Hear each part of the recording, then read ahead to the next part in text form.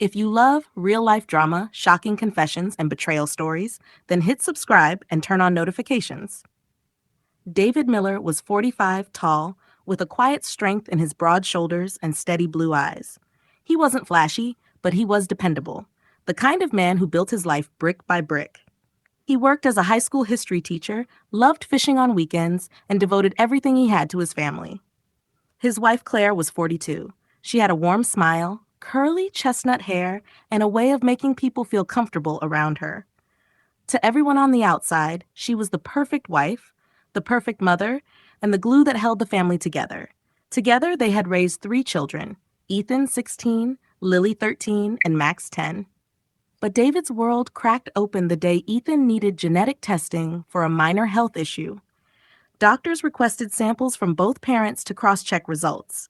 The test results came back, and that's when David saw it. Ethan's DNA didn't match his. At first, he thought it was a mistake, but a quiet storm of suspicion brewed inside him. He asked for additional tests on Lily and Max. The results hit like a wrecking ball. None of the children were biologically his. 12 years, 3 kids, a family built on lies. David didn't confront Claire right away.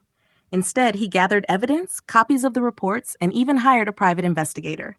The man returned with photos of Claire meeting an old flame, Mark, her college sweetheart. The truth was laid bare. Claire had been cheating for over a decade, and the children David had poured his soul into were not his by blood. The betrayal was soul-crushing. But David wasn't going to scream or beg. He planned his revenge quietly. At their next family dinner, with Claire's parents and his own sister present, David stood up with a calm expression. "I have something important to share," he said, pulling out the DNA reports. He placed them on the table one by one. Gasps filled the room as Claire's parents leaned in. "What is this?" Claire stammered, her face paling. David's voice was steady. "Proof. Proof that for 12 years, I've been raising another man's children. Proof that my so-called wife has been cheating behind my back." Her father slammed his fist on the table.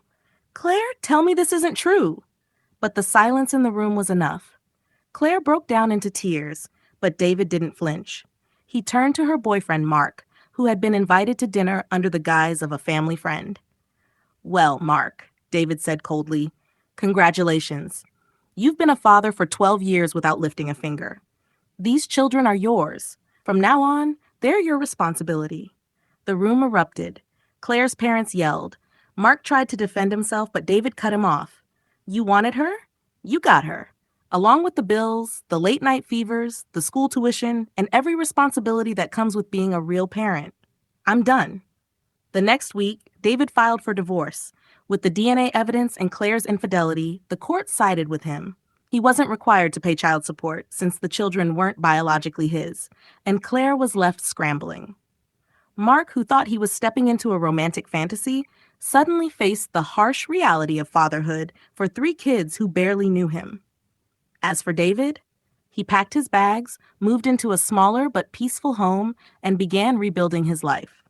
It wasn't easy, but he carried no bitterness. His revenge wasn't in shouting or breaking things, it was in walking away free, while Claire's entire world collapsed.